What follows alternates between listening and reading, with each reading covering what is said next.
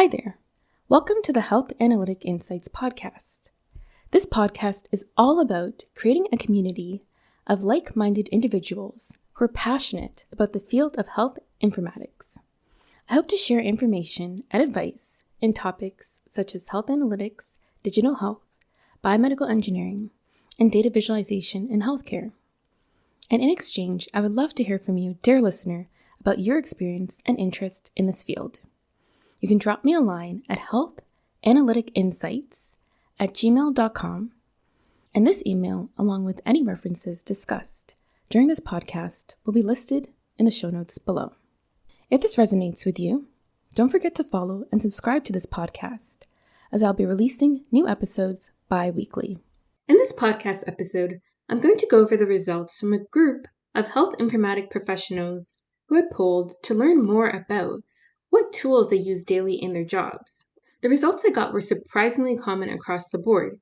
You might find similarities or differences depending on the organization you work in and the stream of health informatics that you focus on. So when it comes to acquiring data and writing queries, most health informatic professionals tend to use SQL, which stands for Structured Query Language, and is a programming language used to communicate with different tables in your database.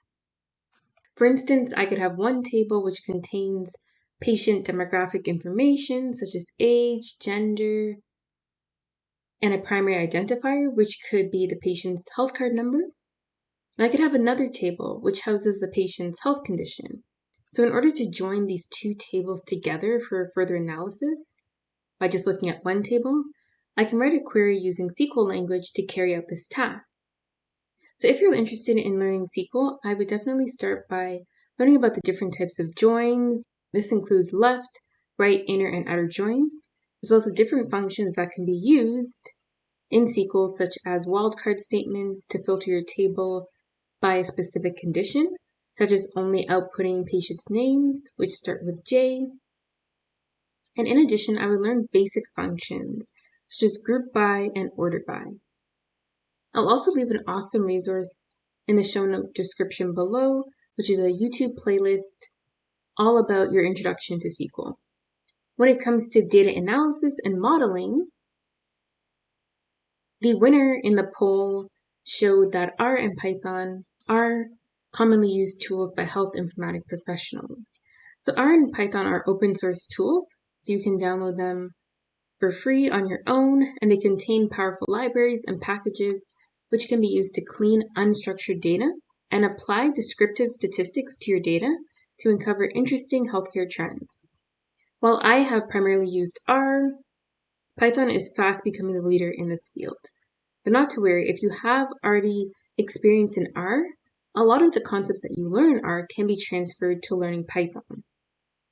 So especially if you're interested in working in a healthcare startup and combining health data and data science, I would highly suggest learning Python to carry out your analysis. And this can include learning how to apply machine learning algorithms, such as logistic regression and decision tree classifiers, to your data to carry out predictive analysis.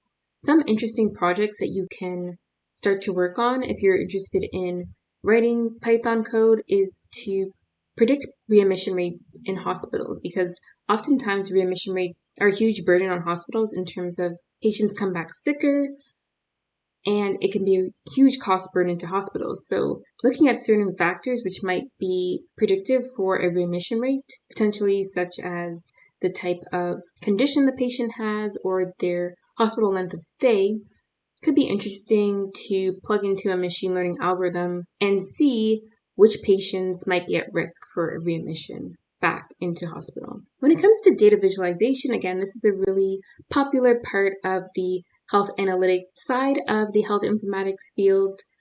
Most health informatic professionals tend to use tools such as Power BI, Click, or Tableau. So once you've pulled all your pertinent data using SQL, you've cleaned and performed analysis, potentially using Python, you might want to display it through charts and graphs to present it in a way which is understandable to a wide audience. So your presentation of your data to clinicians is really a key part of the health informatics field, being able to display these insights and allow people to be informed and help them make decisions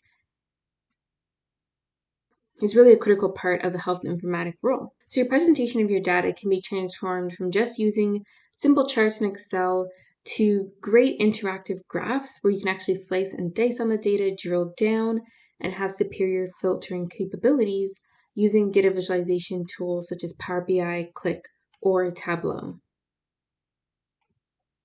And finally, for the project management tasks, health informatic professionals tend to use tools such as Smartsheet, Excel, and Microsoft Planner. So this is really one of the aspects of the health informatic role that was really surprising to me, how many parts of the project management role was actually integrated into the position. So planning for meetings, ensuring that folks from both the clinical and the technical side are on the same page is often a big part of the job.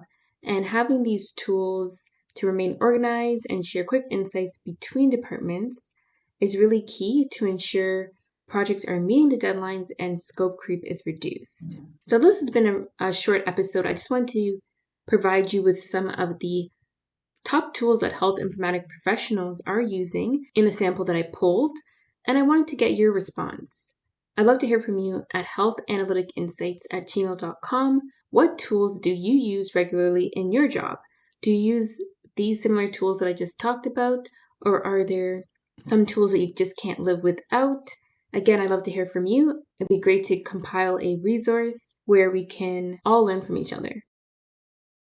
Thank you for listening to the Health Analytic Insights podcast. I'd love to hear from you about topics I should cover in future episodes. Please consider subscribing and leaving a review. Have a wonderful day.